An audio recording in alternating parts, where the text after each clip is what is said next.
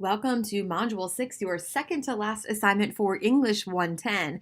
Let's go ahead and get started. And by now, I'm sure you know the order of things. But here we do have the overview. Everything is due at 11:59 p.m. on the corresponding due date. So just make sure that you are up to date with what's due here. It is a lighter week for work, which is kind of nice. Last week was kind of heavy. Pardon me. This week will be lighter. Next week we'll have a little more work, but that's not so bad because after next week, it's done. That is the end of the semester. So we have a little reprieve here before things get serious in Module 7, and then we are out. So again, everything's due at 11:59 on the corresponding due date. Pardon me. Here we have your objectives. You can read through these at your own time and your to-do list. So again, a little bit less to do in this module this week. However, don't be fooled that just because this looks light that there's not a lot to do. Please note that Hamlet is pretty long. So that might take a little bit of time. And even though I don't have any specific assignment in relationship to your essay, other than what's down here, which you'll see in a minute, you do need to keep revising and working on your essay. So that is not to be put off on the back burner this week and picked up again next week. I do expect you to keep working on your essay this week. And once you get into this week's assignment, you might have some sense of where things, where your essay might need a little bit of revision and work. Pardon me. So again, your readings this week, you only have Hamlet. It's kind of long, so make sure you pace yourself accordingly and make sure you're familiar with MLA style. I was reading your assignments from past modules, and a lot of you were still using APA, which I do understand is the format that you probably use in your nursing classes. However, in humanities, we generally use MLA, which can be kind of confusing. But if we think about this outside of just like APA versus MLA, what we're really learning is how to meet expectations and shift between them with ease. So it's not just about knowing how to do MLA and how to do APA, it's being able to handle changing expectations, which I'm sure you all can do. This just refines that skill a little bit. So make sure you are up to par with the expectations for MLA style. Here is your discussion, so you can read through this at your own time and answer these questions.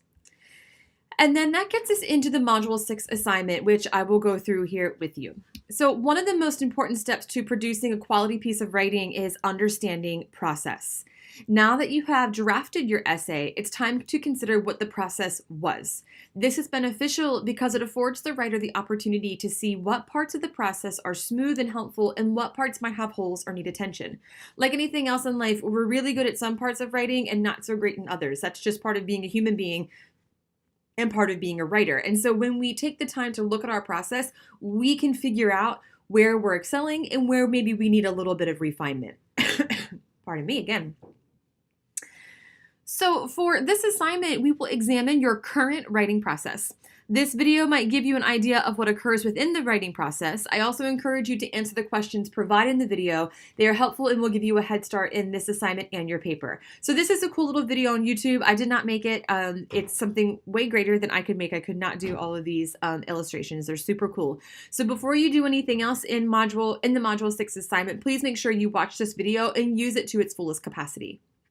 Then, after you are finished watching the video, answer the following questions. 1. What is your current writing process? List out each step with a brief explanation of what you do in that phase. It's fine if you repeat a few steps. Just as a side note, that's kind of normal to kind of go back and forth between steps. It's not linear. It doesn't just go from part A to the finish line. You kind of waver in between along the way. Also, keep in mind that I am not expecting a particular process, so be honest. What do you do when you are assigned a piece of writing? Number 2, what assumptions do you have about your own writing? In other words, what do you believe are your strengths? What areas do you think have room for refinement? Number 3, what assumptions do you have about your selected topic for this essay? Are those assumptions accurate? In what ways can you ensure your assumptions are supported in your writing?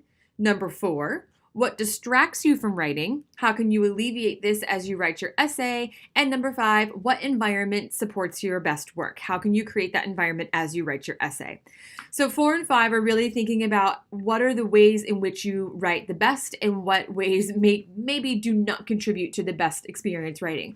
So for example, Number 4, what distracts you from writing? I do not write well if I have music playing with lyrics because I'm listening to the lyrics and then I can't think of my own words, right? So I have to make sure that anything, whether it's music with lyrics or the TV, those sorts of things are turned off. I often can't even write in my office because there's too much chatter in the hallways. So for me, I know that I need a lot of quiet when I write. However, what supports your best work, for example, I really like to have music without lyrics when I'm writing. I grew up as a ballerina, so I sort of have a lifelong history of classical music and creativity that I've been, toying with really my whole life. I still dance. So when I am writing, it's easiest for me to get creative and really start to get in the flow of things when I have classical music playing. I also write really well in front of a window that I can stare out of. I probably look like a maniac. I'm like just looking out into the world. Pardon me, kind of wild-eyed. But I really do write best that way. So really think about what distracts you from your writing. Maybe it's the TV, maybe it's your children, or maybe it's your pets, and what supports your best work. Expectations. All questions must be answered in at least 150 words per question, with the exception of question 1, which can be in list form. So this one here, this can be in, oops, sorry about that. Let's do a better job here. This one here can be in a list form. The rest must be 150 words. All answers must be thoughtful and formally articulated, and the student should be familiar with the below rubric, which I'll go over in just a second. I want to back up just a second. I'm sorry, I'm going a little out of order. I talked a little bit about 4 and 5. I just want to clarify that when I'm talking about assumptions, really what I'm asking is, what do you know about your own writing and what do you know about your selected topic? So it's not, we often think of assumption as like a bad thing, assumption makes an ass out of you and me sort of thing. That's not really what we're talking about. What are the things we think we know? What's really important when we're talking about assumptions in our writing is we have to decide, are those assumptions correct? Or are they not correct? And it's fine if they're not correct. What we have to do then is revise so that they are correct. So I don't want you to think that when I'm talking about assumptions, I'm asking you to think like negatively about your writing or your ideas. I'm not. I'm asking you to think about what are the things that you have assumed about your writing or about your topic, and can you support that? Is it true? Okay, sorry. I'm so sorry I'm coughing. I had a little bout of bronchitis. So please answer these questions in a minimum of 150 words per question, again, except for question 1. Please type your answers directly into the content editor. This will familiarize you one last time with the content editor function before you have to use it for your final paper. So it's better to get used to it now, make a couple mistakes now than later. And then the grading rubric. This is worth 75 points. It is pass-fail. All questions must be addressed. Answers to the questions must be at least 150 words, again, with the exception of question 1. Each answer has to have at least one supporting quote, and by that, I mean you can pull quotes from your essay. Or if maybe a quote isn't the right piece of evidence, give me an example.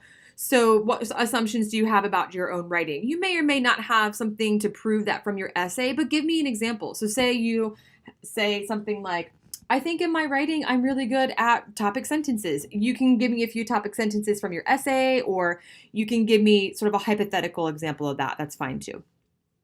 And then lastly, all answers are thoughtful and formally articulated. So that's it for Module 6. Again, it's a little bit lighter in the sense there's less to check off on your to-do list, but the work that we have is a little bit lengthier. Hamlet's kind of long, and we're still working on our essays. So make sure that you're pacing yourself accordingly. If you have questions, you know how to contact me. I'm looking forward to reading your essays soon. Have a great day. Bye.